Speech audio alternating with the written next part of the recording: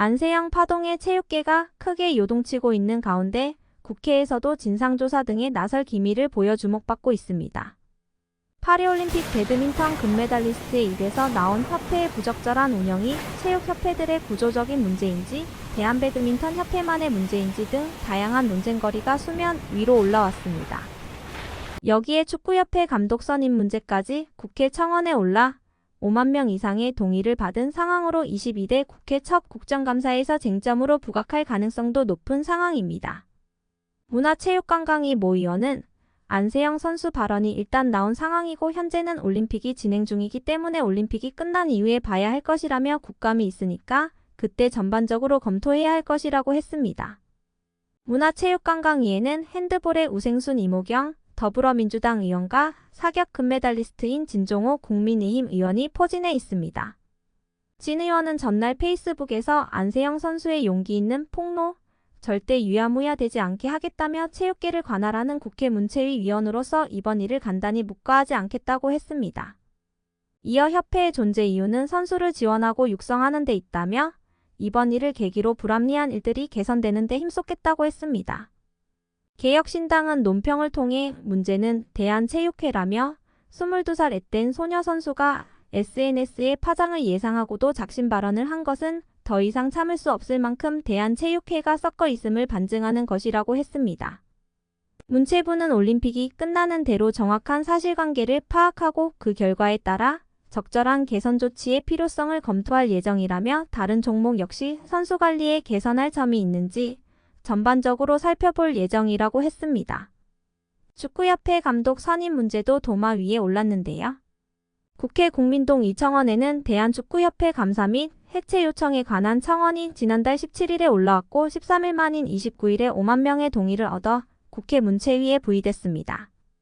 청원자는 축구 국가대표팀 운영에 있어서 공정한 행정 절차를 무시하고 자신들의 기득권 유지만을 생각하여 협회를 완전히 사유화하고 있는 대한축구협회장과 이하 임원 및 임직원들로 인해서 온 국민이 스트레스를 받는 말도 안 되는 상황이 벌어지고 있기에 대한축구협회 감사 및 해체를 요청한다고 했습니다. 정몽규 취임 후 보조금은 11년간 3배 늘었습니다. 정부 보조금은 연간 최소 110억 원 수준이며 스포츠 토토 등 복표 수익 연간 200억 원이 지원되고 있습니다. 주요국 정부 보조금 없거나 의존도 낮으며 피파 랭킹 20위권 국가들은 70% 이상이 협회장은 전문 경영인이 하고 있고 이외 축구인 등이 하고 있습니다. 우리나라처럼 재벌 총수가 회장인 곳은 단 한 곳도 없습니다. 대한축구협회에 연간 약 300억 원의 국가재정이 투입되면서 수익에서 정부 의존도가 약 30%에 달하는 것으로 나타나며 충격에 빠졌습니다. 사실상 정부 재원이 아니면 운영이 어려운 셈입니다. 미국과 일본 등 주요국은 국가보조금 의존도가 낮은 가운데 축협의 재정 자립을 촉구하는 목소리가 나오고 있습니다. 18일 한경닷컴이 축협의 손익계산서를 분석한 결과 지난 2013년 이후 보조금과 복표 수익을 제외하면 연 평균 300억 원 적자를 기록하고 있습니다. 지난 15일 인천국제공항을 통해 출국한 홍명보 감독은 스페인과 포르투갈에서 외국인 코치 후보자들과 면담을 진행한 후 19일 영국 런던으로 이동했습니다. 런던에서 한국 축구대표팀 주장 손흥민과 만난 홍명보 감독은 수행 직원까지 물린 채 1시간가량 독대한 것으로 전해졌습니다. 홍 감독이 외국인 코칭 스태프 선임과 더불어 유럽파 선수들과의 소통을 강화하기 위해 출장길에 올랐다는 단서만 전해졌을 뿐 두 사람이 구체적으로 무슨 이야기를 나눴는지는 알려지지 않았습니다.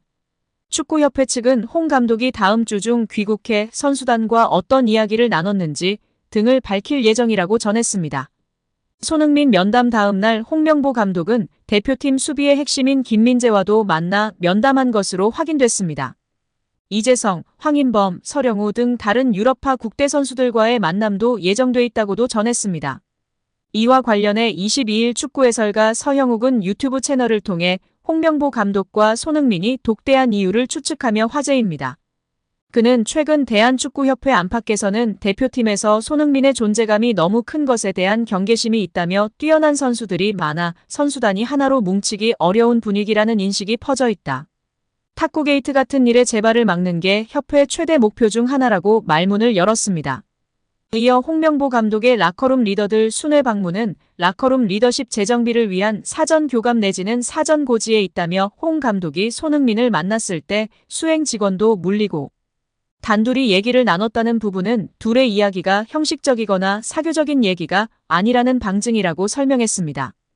또 사실 이 두 사람은 객관적으로 봤을 때 딱히 가깝지는 않은 사이라며 런던 올림픽 당시 홍명보 감독이 공개적으로 손흥민이 잘하는지 모르겠다고 발언했던 내용 등을 미루어 볼 때 친밀한 사이로 보긴 어렵다.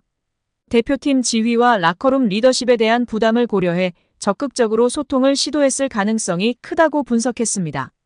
서형욱은 이런 차원에서 축구협회와 홍명보 감독은 라커룸에서 압도적인 영향력을 가지고 있는 손흥민에게서 주장 완장을 떼고 다른 선수에게 완장을 주거나 주장을 순환하거나 집단 리더 체제로 주장 시스템을 바꿀 가능성도 있다며 뜻밖의 추측을 내놨습니다. 그는 역대 월드컵 본선에서 2회 이상, 2회 연속으로 주장을 맡은 사례는 없다는 점도 협회가 손흥민 주장 체제에 부담을 느낄 수 있는 부분이라며 손흥민은 그만큼 한국 축구사에서 특별한 존재감을 가진 인물이라고 설명했습니다. 마지막으로 그는 홍 감독의 유럽파 순회 방문은 대표팀 내에서 발생한 문제들을 손흥민의 리더십과 연결짓는 협회 내부의 분위기와 맞닿아 있다. 그게 아니라면 선수들이 특히 바쁜 이 시즌에 곧 유럽파 선수들의 내한 일정이 있음에도 불구하고 유럽까지 먼저 나가서 따로 만난다는 건 쉽게 이해하기 어렵다고 말했습니다. 진짜 쓸데없는 미친 짓만 하는 협회입니다. 생각하는 게 어쩜 저리 멍청한지 모르겠습니다. 해야 할 일을 하지 않고 고리타분한 생각들만 하고 있으니 발전이 없는 것 같습니다. 결국 홍명보 감독은 10년 만에 대표팀에 돌아옴과 동시에 외국인 지도자 버금가는 대우도 받습니다. 이임생 이사는 연봉 등 세부 계약 조건에 대해서는 밝힐 수 없지만 이제 한국 지도자들도 외국인 감독 못지않게 대우를 받아야 한다는 생각이라면서 외국인 지도자에 뒤지지 않는 계약을 체결했다고 전했습니다. 홍명보 감독은 지난해 울산과 프로스포츠 최고 연봉인 10억 원의 3년 재계약을 맺은 것으로 알려졌는데 대표팀을 맡으면서 더 많은 연봉을 수령할 것으로 보입니다. 직전 클린스만 감독의 연봉은 약 30억 원, 벤투 감독은 약 19억 5천만 원의 연봉을 받았기 때문에 최소 20억 원이고 최대는 30억 원 수준으로 예상받고 있습니다. 따라서 홍명보의 연봉은 최소 20억에서 최대 30억 원 수준이라는 것인데요. 월드컵 이후 아시안컵까지 계약을 장기간 맺었습니다. 다만 월드컵 종료 후 중간평가를 갖기로 되어 있으나 경질한다 한들 남은 계약 기간 보존 금액하면 최소 30억 원이겠고 홍명보뿐 아니라 외국인 코치 2명도 생각하면 60억 원 이상이 나가겠네요. 정말 최악인 것 같습니다.